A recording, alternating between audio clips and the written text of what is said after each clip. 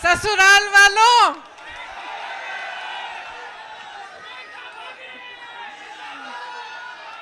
यहाँ आकर बहुत खुशी हुई है और आज इस भारत जोड़ो न्याय यात्रा में भाग लेते हुए मुझे बहुत बहुत खुशी हो रही है, खास तौर से क्योंकि आज इस यात्रा में पहली बार मैं अपने ससुराल वालों के साथ आई हूँ।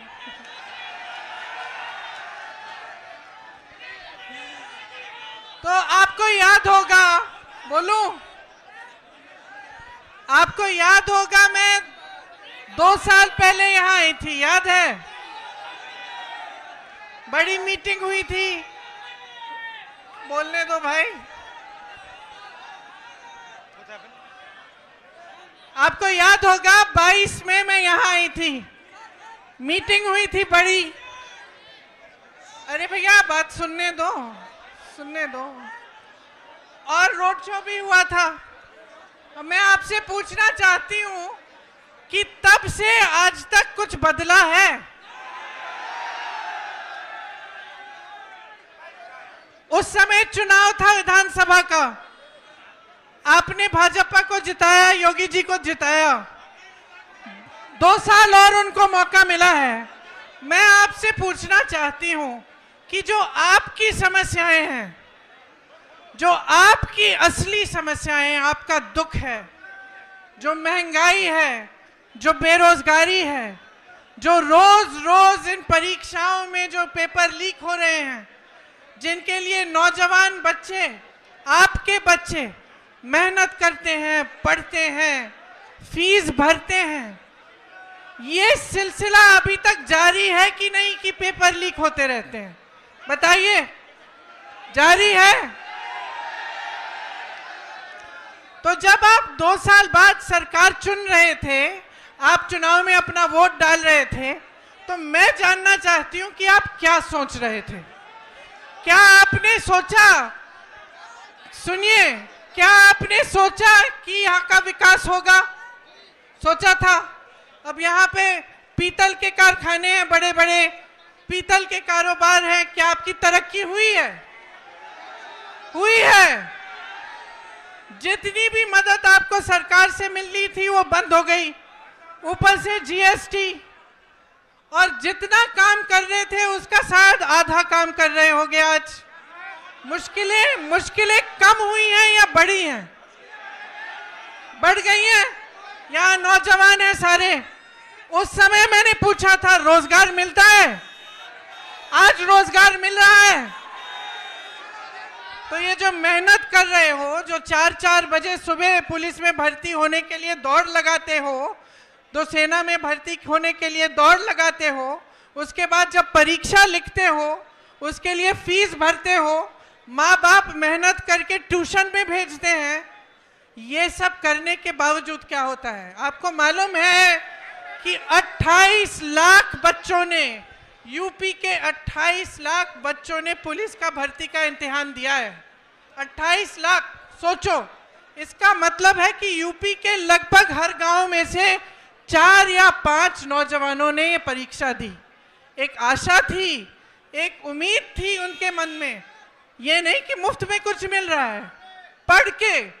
पढ़ के मेहनत करके वो चाहते थे अपनी परीक्षा में पास हो। क्या हुआ? पेपर लीक हो गया। अब जब मैं यहाँ आई थी 22 में, तो मैंने आपसे कहा था कि हमने एक घोषणा पत्र बनाया था, उसमें हमने एक पूरा प्लान बनाया था, एक पूरी योजना बनाई थी कि ये जो पेपर लीक बार बार होते हैं, इसको रोकने की क्या योजना हो सकती है। उसमें जॉब कैलेंडर था, उसमें ये था कि एक कमीशन बनेगा और जितना भी अन्याय हुआ है उसको ठीक करने का काम होगा। और जॉब कैलेंडर में हर जो भी डेट था, परीक्षा का डेट, नियुक्ति की डेट, सारी पहले से तय, और जो उससे इधर उधर होता उसके खिलाफ कार्रवाई होती। तो ये तो 2-3 मुद्दे हैं, पूरे 10 मुद्दों का हमने एक पूरा प्लान बनाया था। तो मैं आपसे एक सीधी सीधी बात कहना चाहती हूँ, देखो चुनाव फिर से आ रहा है कि नहीं?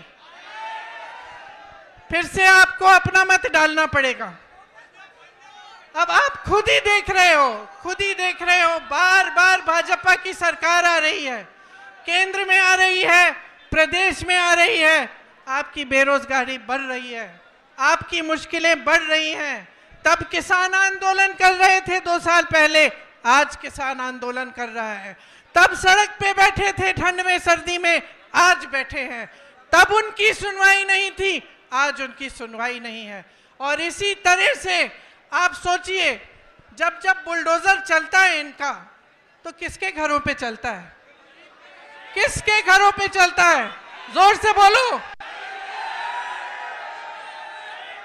जिसने 6 किसानों को अपनी जीप के नीचे कुचला, उसके घर पे क्या बुलडोजर चला? जिसने महिलाओं के साथ अत्याचार किया, उसके घर पे बुलडोजर चला? जो ये पेपर लीक के घोटालों से पैसे खाए जा रहा है, उन लोगों के जिन्होंने पैसे खाए हैं, जो बार बार ये घोटाला करते हैं, बार बार लीक कराते हैं, उनके घरों में बुलडोजर चला?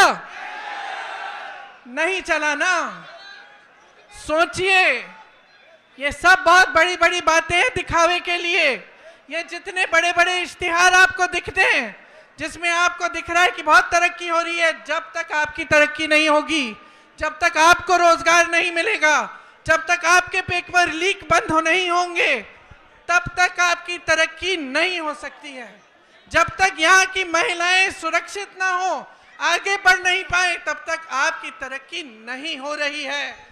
तो मैं सिर्फ आपको, मैंने उस समय भी बोला और अभी भी बोल रही हूँ, अपने अनुभव को देखो, अपने अनुभव को देखो कि भाई 5 सालों में, 10 सालों में मिला क्या है?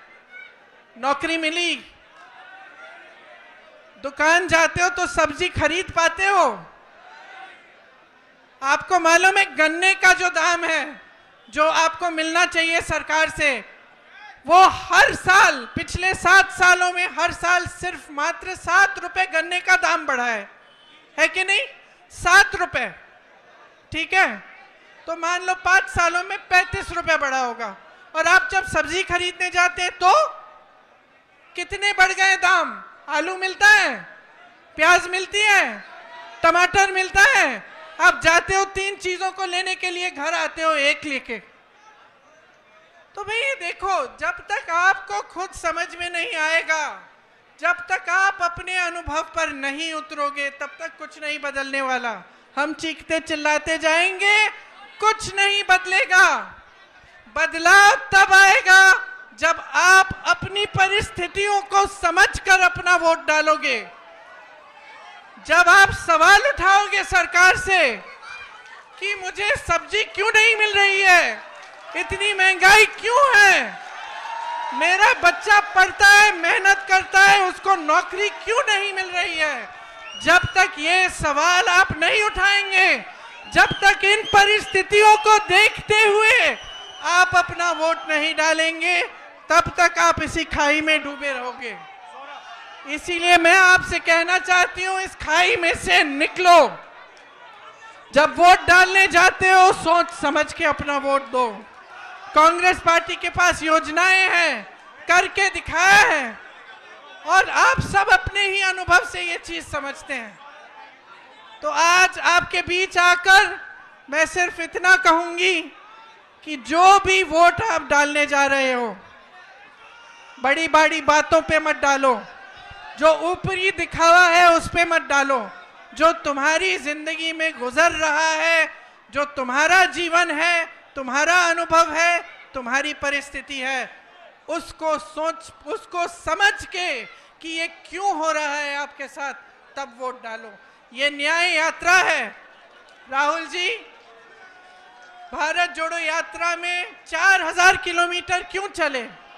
इस देश को एक रखने के लिए, ये कहने के लिए कि ये देश एक है, सब एकजुट हो जाओ, आगे बढ़ोगे। आज भारत जोड़ो न्याय यात्रा पे निकले हैं, तो इस यात्रा में न्याय शब्द क्यों जोड़ा है? न्याय शब्द इसलिए जोड़ा है क्योंकि आज यहाँ के नौजवानों के साथ, देश के नौजवानों के साथ अन्याय हो रहा है। आज देश की महिलाओं के साथ अन्याय हो रहा है। आप मेहनत करते हैं, आपके पेपर लीक होते हैं। आप मेहनत करते हैं, आपको नौकरी नहीं मिलती, रोजगार नहीं मिलता। आप मेहनत करते हैं, महंगाई का सामना करते हैं, किसानों का जो बकाया होता है वो नहीं मिलता, किसानों के कर्ज माफ नहीं होते, बड़े बड़े उद्योगपतियों के होते हैं। तो देखिए, मैं फिर से आग्रह करूंगी, आज आप इस यात्रा में जुड़ने आए हैं तो हमें देखने नहीं आए हैं, अपनी परिस्थिति को समझने आए हैं। और ये समझने आए हैं कि जब तक आप बदलाव नहीं लाओगे तब तक आपकी परिस्थिति बदलने वाली नहीं है। और मैंने बहुत लंबा बोल दिया, भैया भी बोलेंगे, एक बार जोर से बोलो, एक बार जोर से बोलो, राहुल गांधी। हमसे जुड़े रहने के लिए हमारे YouTube चैनल को सब्सक्राइब करें और नई वीडियो की नोटिफिकेशन के लिए बेल आइकॉन को दबाएं। अगर आप ये वीडियो Facebook पर देख रहे हैं तो लाइक जरूर करें और ज्यादा से ज्यादा शेयर करें। धन्यवाद।